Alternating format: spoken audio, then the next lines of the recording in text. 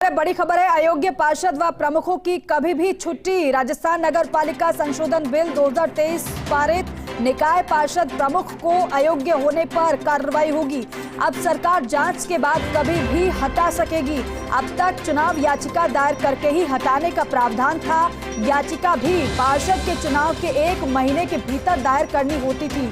अब नगर पालिका एक्ट की धारा 31 में नए प्रावधान किए गए हैं। इस वक्त की ये बड़ी खबर आपको बता रहे हैं। राजस्थान नगर पालिका संशोधन बिल 2023 पारित हुआ है। निकाय पार्षद प्रमुख को अयोग्य होने पर कार्रवाई होगी। आपको बताएं कि अब सरकार जांच के बाद कभी भी हटा सकेगी। अब तक चुनाव याचिका दायर करके ही हटाने का प्रावधान था। याचिका भी पार्षद के चुनाव के 1 महीने के भीतर दायर करनी होती थी।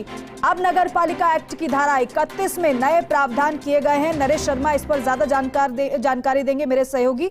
नरेश जी, बताइए जरा, इस एक्ट के बाद क्या बदल जाएगा?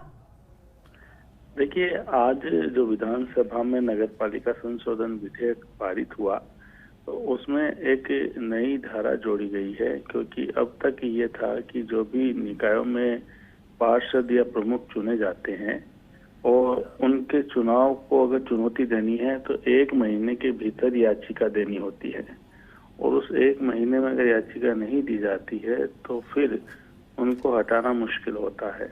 तो अब सरकार का ये तर्क है कि अगर किसी व्यक्ति की गलती या अयोग्यता का पता उस 1 महीने के भीतर नहीं लगता है और उसके बाद अगर पता लगता है तो अभी उसको हटाया नहीं जा सकता, उसका प्रावधान नहीं है।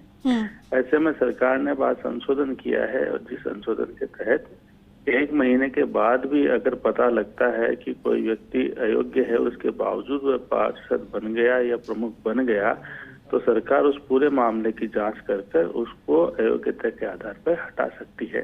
तो ये इस धारा का प्रावधान अब इस संशोधन में किया गया है। ठीक है नरेश जी, बहुत शुक्रिया आपका इस जानकारी के लिए।